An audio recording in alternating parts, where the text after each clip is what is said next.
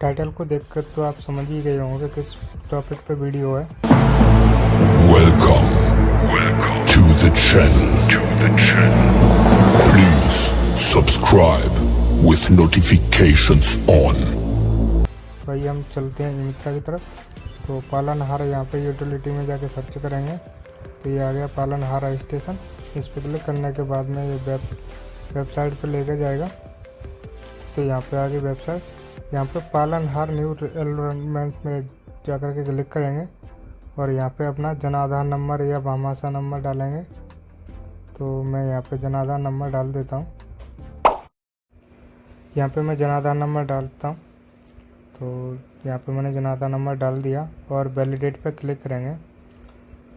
तो यहाँ पे आ गया कि जिसके नाम से आप रजिस्ट्रेशन करना चाहते हैं वहाँ पे इसे सिलेक्ट करेंगे और वेरीफाई आधार पे क्लिक करेंगे। तो यहाँ से आप फिंगरप्रिंट, आइरिस और ओटीपी के थ्रू किसी के भी माध्यम से आप वेरीफाई कर सकते हैं। तो मैं यहाँ पे फिंगरप्रिंट से वेरीफाई कर देता हूँ और ये वैलिडेट हो गया। तो यहाँ पे डिटेल खुल के आ गई। तो यहाँ पे हम हिंदी में नाम भरेंगे, जो इंग्लिश में नाम है उसे हम हिंदी में कन्वर्ट करेंगे। तो मैं यहाँ पे नाम डाल देता हूँ, नाम डाल दिया और बाकी की सारी जानकारी यहाँ पे आ चुकी है पहले से ही। और यहाँ पे शैक्षणिक योग्यता डालेंगे कि कितने पढ़े लिखे हैं। तो आप अपने हिसाब जो हो उनकी योग्यता उस हिसाब से आप भर सकते हैं।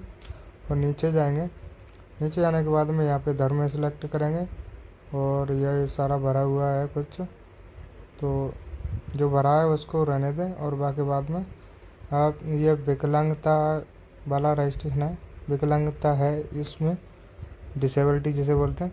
तो हम यहाँ पे डिसेबिलिटी परसेंटेज डालेंगे।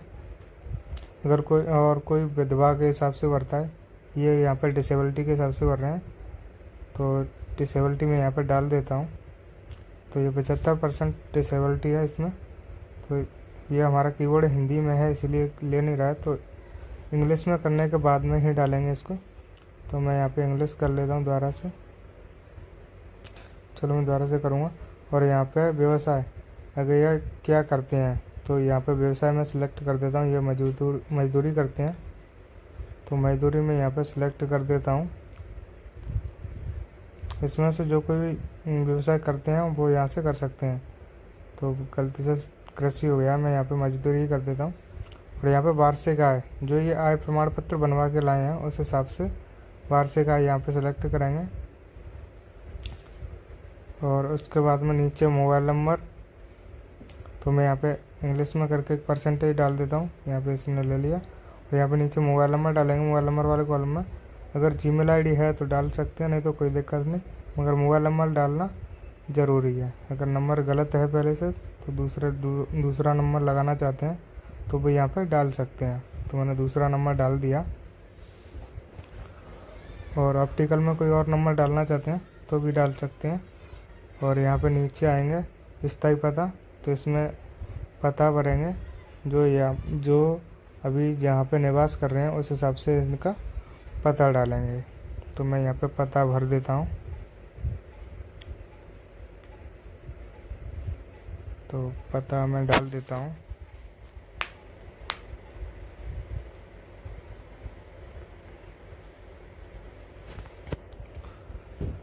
और ये जो पता डालेंगे आप तो आधार कार्ड के अनुसार डालें। आधार कार्ड या क्योंकि जन आधार कार्ड में तो कुछ गलत भी भरा होता है, तो आधार कार्ड में जो होता है पता सही रहता है। तो एरिया, मोहल्ला, जो कुछ भी है सबको सिलेक्ट कर लें। उसके बाद में नीचे आएंगे तहसील, यहाँ पे हम तहसील सिलेक्ट कर देते हैं। और डाक खाना, जहाँ इनका डाक खाना है वो यहाँ पे डालेंगे। और क्या आपका वर्तमान पता सेम है तो यहाँ पे यस नो करेंगे, अलग है तो और नहीं है तो यहाँ पे नहीं रहने देंगे।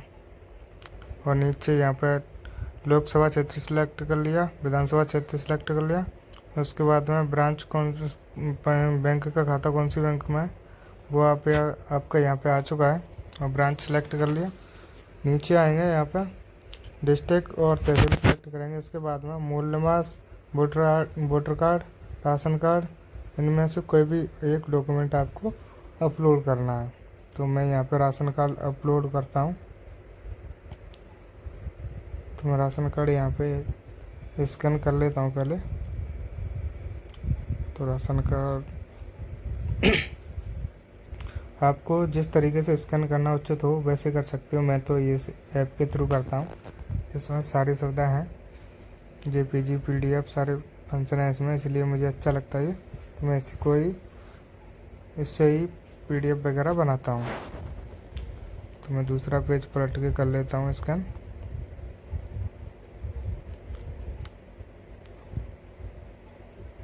तो हमारा यहाँ पे राशन कार्ड स्कैन हो रहा है।